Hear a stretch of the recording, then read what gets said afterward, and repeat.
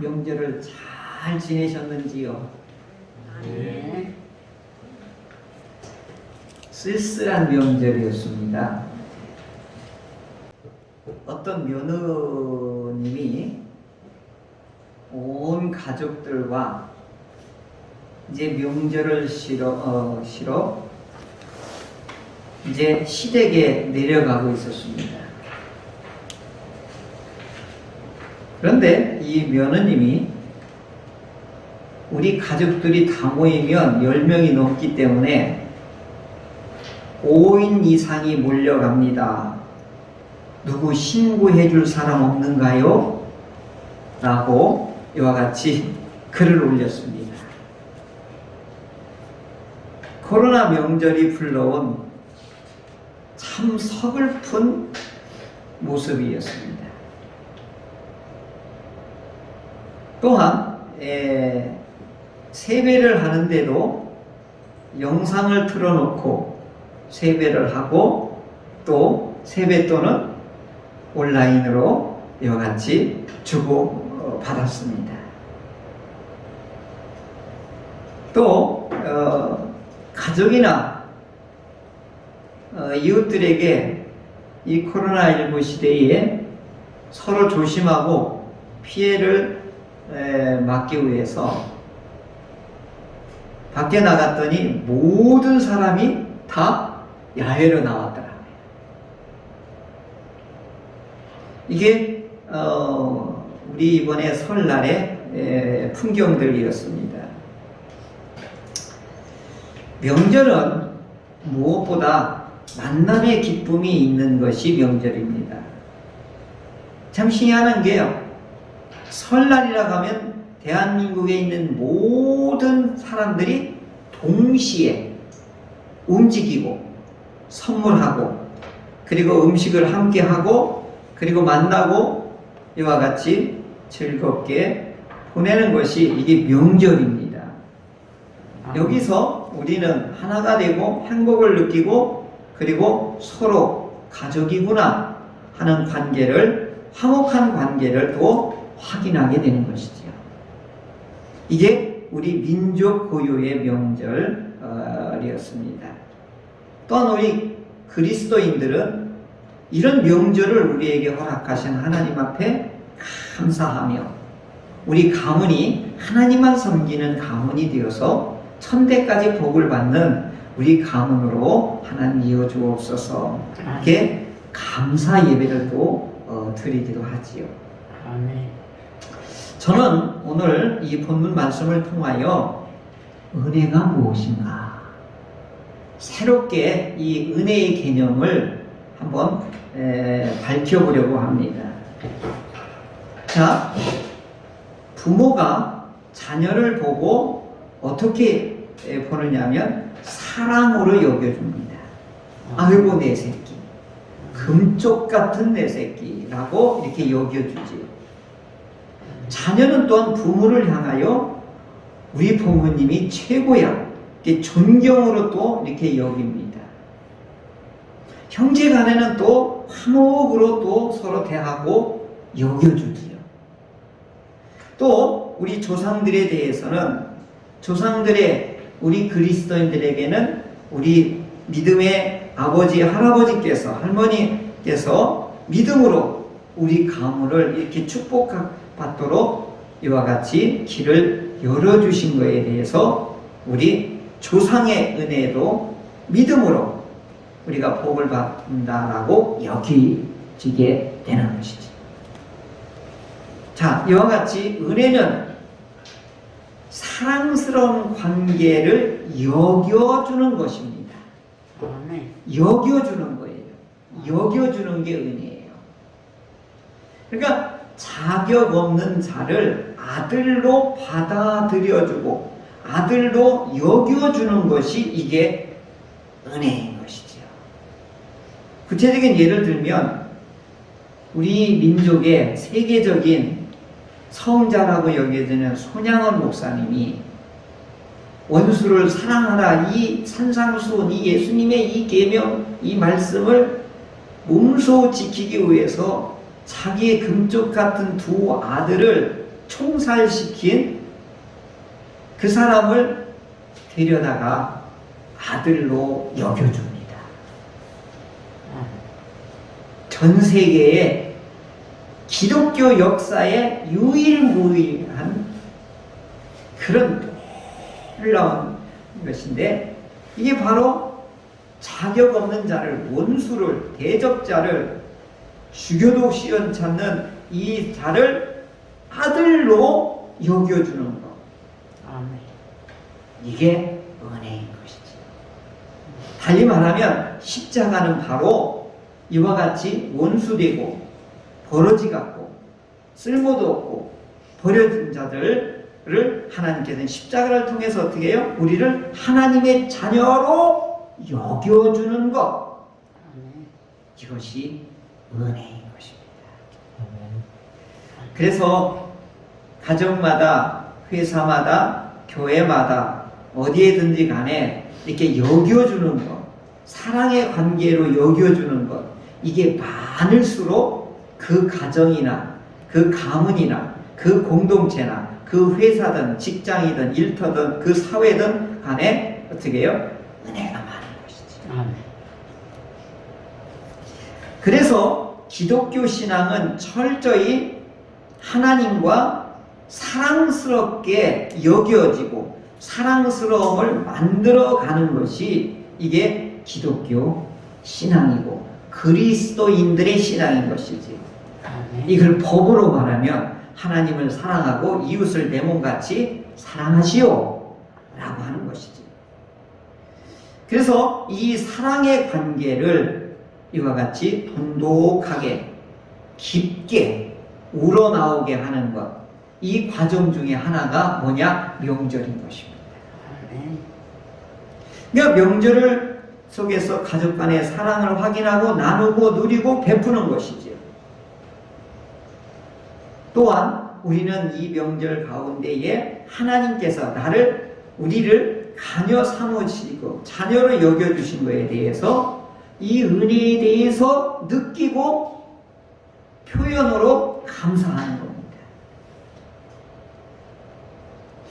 그런데 문제는 함께 모이는 것을 방역수칙이 먼저 우선이기 때문에 신고하는 며느리도 있고, 또 모이는 것을 싫어하는 사람도 있고, 그리고 함께 먹고 마시려면 번거로운 일들이 많으니까 육체적으로 고단하다고 또한 불평하는 사람들도 있지요. 우리 가정 안에서도 이게 눈에 보이는 모습들 아니겠어요? 하나님의 교회 안에서도 똑같습니다. 아멘. 하나님의 자녀가 그리고 하나님의 성도들로 이와 같이 여김을 받았음에도 불구하고 불평하는 사람들도 있고, 불편해하는 사람도 있고, 귀찮아 여기는 사람도 있고, 그리고 심지어는 외면하는 사람들도 있고, 원망과 투정을 부리는, 그래서 하나님과 화평의 관계를 멀리하는 분들도 있다는 것이지. 이걸 하나님은 곁길로 간다 이렇게 표현합니다. 여러분, 내 자녀가 내 자녀를 죽인 그 아들을 내 양아들로 여겨주고 받아들였는데 이 아들이 삐딱하게 나갔다고 하면 그 아버지의 분노와 그 아버지가 애쓰고 힘쓰고 모든 걸 포기하고 너를 내 자녀를 여겼는데 그럼에도 불구하고 네가 곁길로 가? 네가 내 마음을 그렇게 못 알아먹어? 그렇게 나의 속을 그렇게 아프게 한단 말인가? 하면서 이때 아버지는 사나운 나라를 동원하여서 이 아들을 아주 매질을 가해서 고치려고 하시는 겁니다. 여러분, 자녀가 곁길로 갔을 때 내버려 두는 부모는 아무도 없습니다. 하나님도 마찬가지거든요. 하나님의 자녀로 우리가 여겨주었는데 심지어 자기 아들 독생자 예수를 죽이기까지 하여 우리를 하나님의 자녀로 다 이와 같이 여겨주셨는데 이게 곁길로 간다라고 하면 가만둘 부모가 어디 있고 가만둘 하나님이 어디 있겠습니까? 오늘 본문의 배경은 이 이스라엘이 하나님의 자녀로 민족으로 받아주고 여겨주었건만 곁길로 가게 되니까 싸나운 지구상에서 가장 잔인하고 험악하고 무시무시한 아수르를 동원하여 북이스라엘을 먼저 멸망을 시킵니다. 그리고 그 기세를 몰아서 남쪽의 유대의 주변의 모든 성읍들을 다 정복하고 마지막 예루살렘 하나를 포위해서 공격을 하려고 할 때에 이미 이때 나라의 위기와 그리고 무서운 이 아시리아의 싸나운 잔혹한 공격 앞에 이 당시에 이사야 선지자가 활동을 하게 된 거예요. 그래서 이 이사야 선지자를 통하여 하나님이 계시를 보내고 예언의 말씀을 선포하게 하시는 건데, 그때 첫 번째 뭐냐? 하나님이 너희가 곁길로 가면 하나님이 심판하신다. 하나님이 너희를 아주 강하게 징벌하실 것이다. 이게 이사야 선지자를 통하여 예언하시는 거예요. 곁길로 가지 말라. 하나님의 말씀의 울타리에 벗어나지 마라. 이것이 이사야 선지자를 통하여 강하게 이와 같이 선포하는 것이죠. 어느 정도 강하게 선포했냐면 이사야를 발가벗겨가지고 그 성읍을 돌아다니면서 하나님의 진노의 심판이 왔으니 회개하라 회개하라 회개하라, 맨몸으로 오늘 우리만 보기 흉할 정도의 모습으로 이스라엘 백성들에게 회개를 외치고 다녀요. 왜 그랬을까요? 벌거벗었을 때 다 쳐다볼 거 아니에요. 하나님을 이 설교 방법이나 이거 전하는 방법 때 선지자들은 보통 고생한 게 아니에요. 두 번째는 뭐냐면 심판 속에서도 하나님이 너희에게 메시아가 올 것이고, 세 번째는 뭐냐? 하나님이 너희를 위로하고 회복하실 것이다. 심판 속에서도 여전히 하나님은 너희를 위로하고 회복하실 것을 이 이사야 선지자가, 심지어는 요한계시록에도 이 구도가 그대로 하나님께서는 사용하고 있습니다. 그러니까 하나님께서는 자기 백성, 자기 자녀를 어떻게 해요?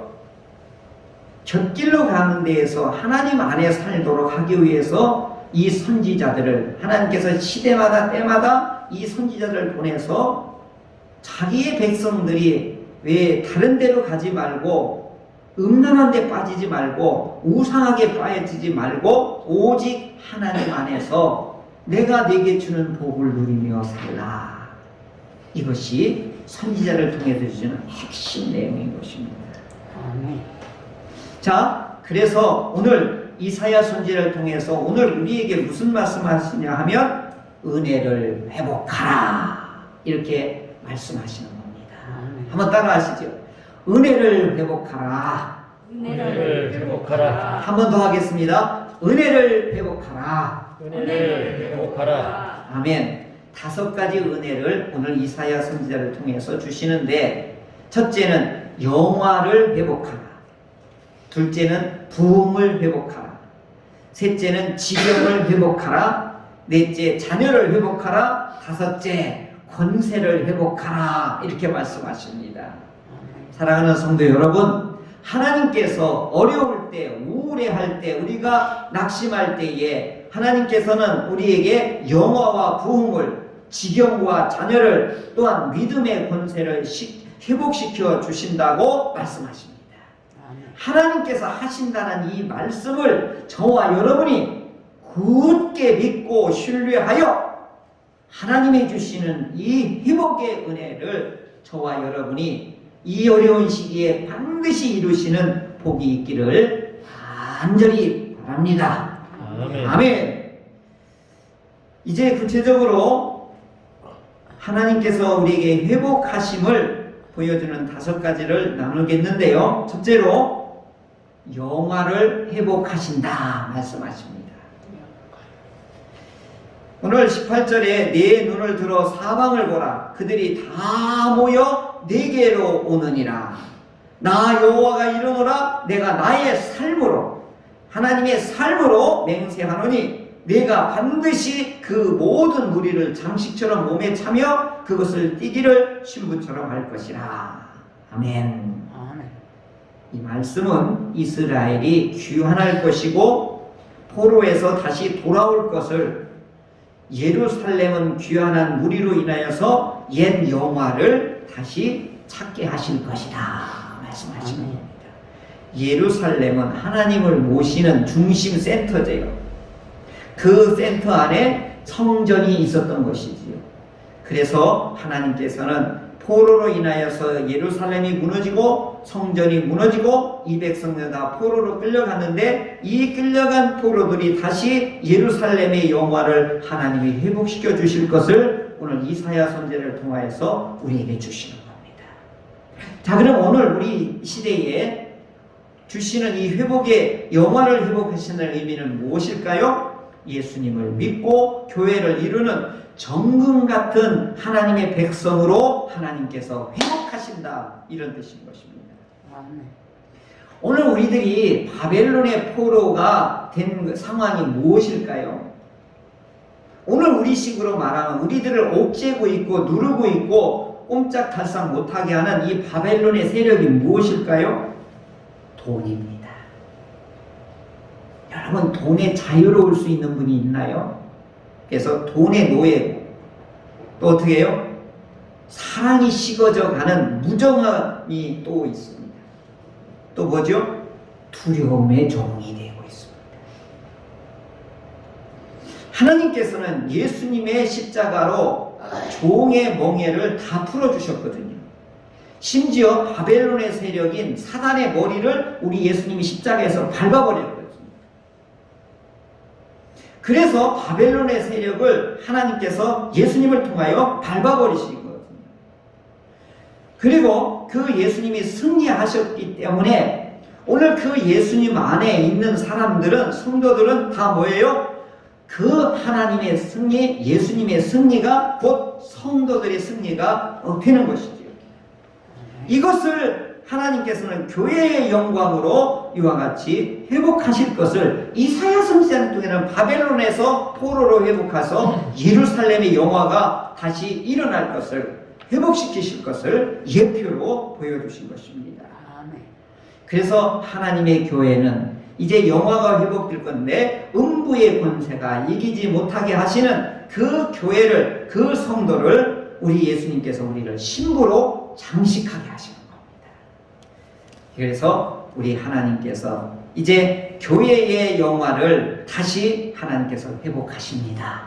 이 회복의 말씀을 우리가 굳건히 알고 믿으시기를 바랍니다. 둘째로는 부흥을 회복하신다 하십니다. 예루살렘은 다시 거민들로 가득하고 반대로 정복자들은 멀리 떠나게 하신다 이렇게 말씀하고 있지요.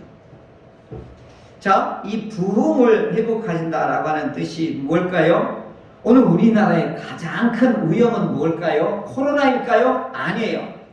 인구 절벽이에요.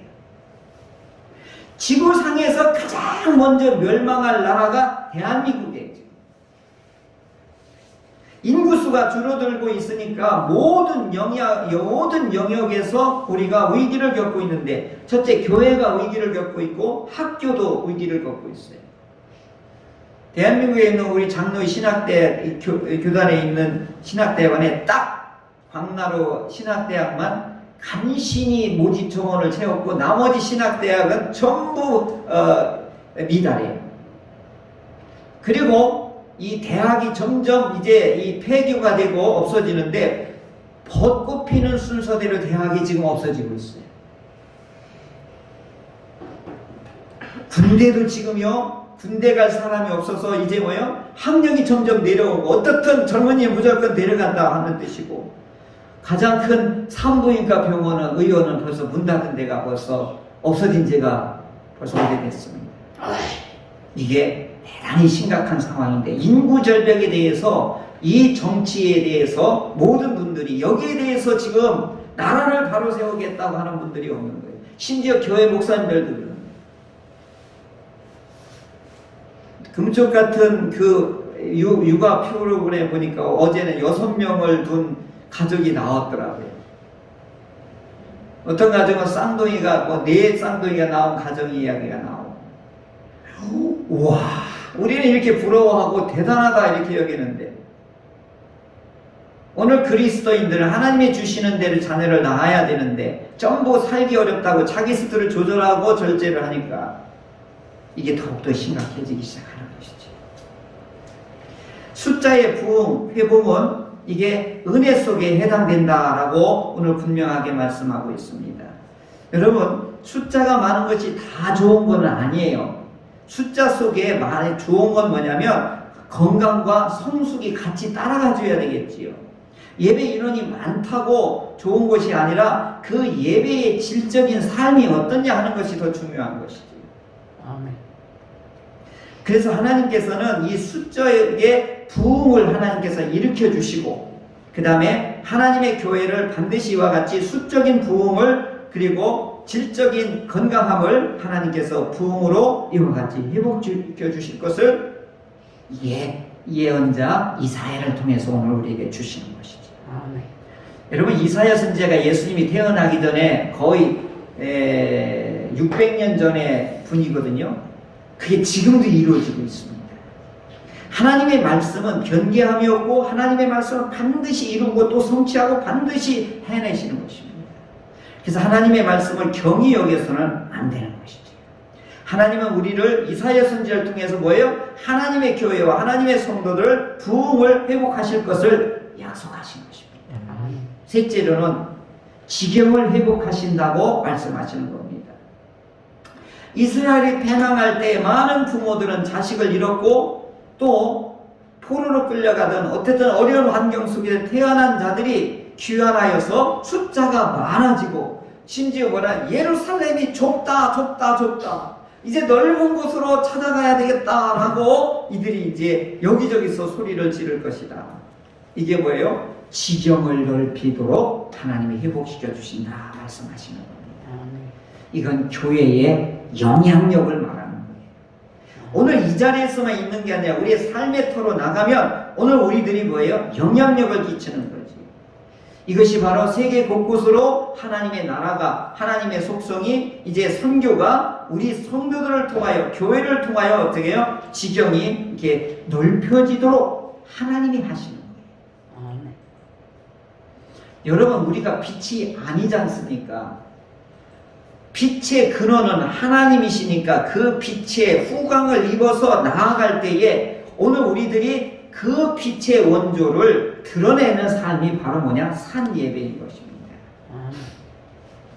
그래서 하나님께서는 잘 사는 삶을 이게 교회를 세우는 것이다 여기는 겁니다. 달리 말씀드리면 뭐냐면 하나님의 말씀대로 살아가는 몸부림치는 그분들이 삶이 이게 빛된 삶인 거예요. 손양원 목사님 왜 지금도 계속 빛된 하나님의 위대한 하나님의 사람으로 여기느냐? 말씀대로 실천을 해보려고 몸부림쳤던 그 모습이 우리를 감동시키고 심지어 안 믿는 사람에게도 그게 빛이 되는 것이지. 이게 뭘까요? 이게 지경을 넓혀가는 겁니다. 그래서 오늘 우리들은 내가 하려고 하다 보면 심리도 못 가서 발병이 나는 거예요. 그 후광을 입고 가는 거예요. 그 빛의 원조를 입고 가는 거예요. 자석을 보면 알 수 있어요. 자력이 강할수록 그 원에 자력을 띠는 거에 붙어 있으면 강해지고 멀어질수록 어떻게 자력이 약해지는 것과 같은 것이죠. 그래서 이 모든 지경을 넓히도록 회복하시는 그 하나님의 후광을 입고 우리가 나아갈 때에 지경이 넓혀지게 되고 그렇게 쓰임받는 사람을 하나님이 복되다 이렇게 말씀하시는 겁니다. 넷째로는 자녀를 회복해 주신다 말씀하시는 거예요. 예루살렘의 숫자가 많아지고 내가 언제 이런 아이들을 낳는가? 이렇게 보면은 사람들이 이 어디서 이렇게 많이 모였는가? 이렇게 예루살렘이 시온성이 막 이렇게 의인화돼서 표현을 이렇게 하고 있습니다. 내가 포로로 끌려갈 때 죽을 때 다 잃고 외로웠는데 어디서 이런 사람들이 이렇게 많이 태어났는가? 생겼는가? 이렇게 말할 것이다. 내가 이와 같이 하나님께서는 영적인 자녀들을 이와 같이 많이 이와 같이 회복시켜 주실 것을 이사야 선지자를 통해서 오늘 교회들에게 오늘 우리들에게 말씀하시고 있는 것입니다. 하나님께서 영적인 자녀가 태어나는 그런 기상도를 이사야 선지자를 통해서 우리에게 예언해 주신 겁니다. 아멘. 그래서 교회가 시원찮아지는 것 같고 시들해지는 것 같고 침체되는 것 같아도요, 하나님은 반드시 뭐예요? 썩은 것들과 부패한 것들과 정화할 때는요 사정없이 흔들어 버리십니다. 그리고 하나님께서는 그 뿌리를 통하여서 어떻게 해요? 새순이 나게 하고 하나님의 교회를 다시 자녀들을 태어나게 하시는 것입니다. 아멘. 마지막으로 다섯째, 권세를 회복하신다 하십니다. 아멘. 이건 무슨 말씀이냐면, 왕들은 내 양부가 되고 왕비들은 내 유모가 되고 심지어는 내 발의 티끌을 함께 만들어 주실 것이다 라고 말씀하세요. 이게요, 가정부도 아니고 왕들과 왕비가 어떻게 해요? 막 이렇게 와서 엎드려서 절하고 이렇게 섬겨주게 만들 것이다. 이게 교회의 권세를 말하는 거예요. 신앙인의 권세를 말하는 거예요. 요한복음 1장 12절에 말했죠. 영접하는 자, 예수님을 믿는 자들에게는 무슨 권세를 주신다고 그랬죠? 하나님의 자녀가 되는 권세. 이게 어마어마한 거예요. 하나님의 자녀가 되면 바로 우편에 앉혀주는 거예요. 아멘. 이게 우편에 앉혀주는 권세는 뭐냐면, 당시의 전쟁사를 보면 알아요. 장군이 전쟁에서 승리하고 돌아오면 왕이 있다가 오른쪽에 앉히는 거예요. 오른쪽에. 너는 대단히 수고했다. 목숨 걸고 이 나라를 지키고 전쟁에서 승리했으니까 그 왕의 우편에 앉혀서 뭐 하는 거예요? 왕과 버금가게 만들어주는 거예요.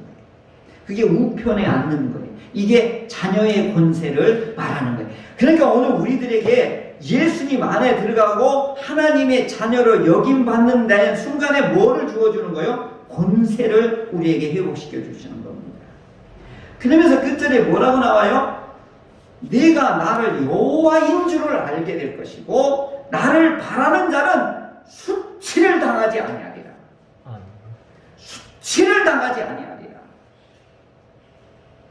지금 교회가 수치를 당하는 이유가 여기에 근거를 두면 우리가 회개하고 참여를 해야 되겠지.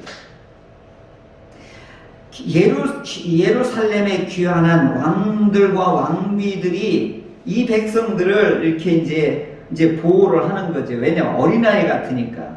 여러분 초대교회를 한번 보시면 알아요. 초대교회 숫자는요, 가정에서 모였거든요.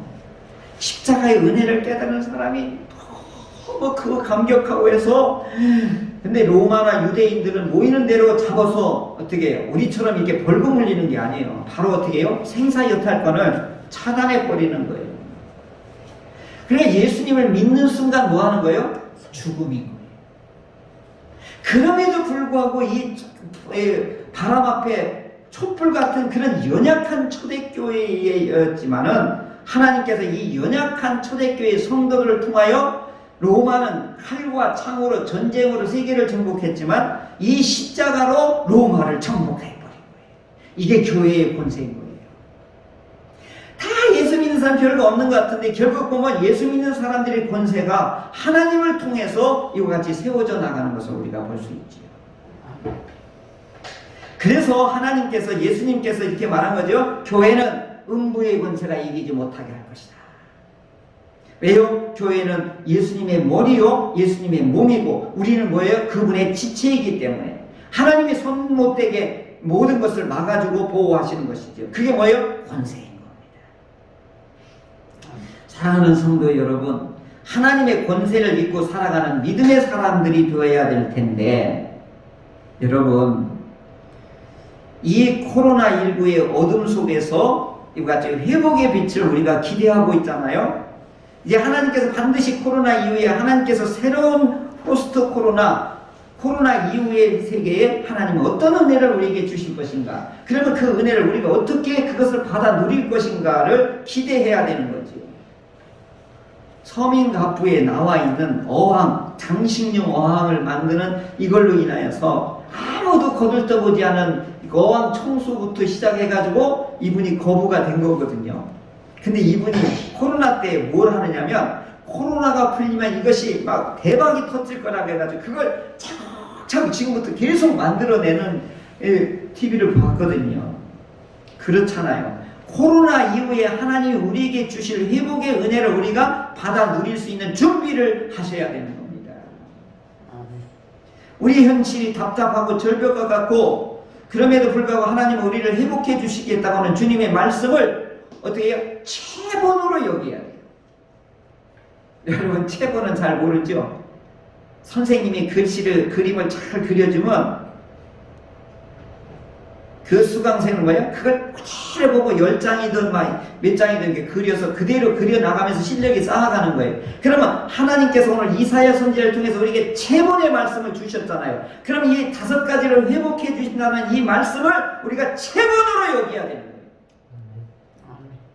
코로나 이후에 하나님 우리를 회복해 주시겠다고 하는 이 권세의 말씀들을 우리 체본으로 삼아서 지금 우리의 상황이 절실하기도 하고 답답하기도 하고 모든 것이 막힌 것 같이 그렇게 부족한 상황인데 여기에 만족한 사람보다는 항시 부족하다라고 하나님을 바라보고 하나님을 이와 같이 도움을 청하는 사람에게 하나님은 사용하시는 겁니다. 아멘. 하나님께서는 이사야 선지자를 통해서 그 전쟁과 그 포로와 모든 것을 잃어버리고 그 두렵고 무서운 상황 속에서도 이 이사야 선지자를 통해서 하나님은 위로의 말씀을 5가지를 주시는데 첫째가 영화를 회복해 주신다. 부흥을 회복해 주신다. 지경을 회복해 주신다. 자녀를 회복해 주신다. 권세를 회복해 주신다라고 말씀하십니다. 사랑하는 성도 여러분, 우리가 어려울 때, 우울할 때, 힘들 때, 절망적일 때 이 말씀을 굳건히 신뢰하고 믿고 맡기어서 하나님께서 우리에게 주시는 회복의 은혜를 다 맞이하시기를 주의 이름으로 축원합니다.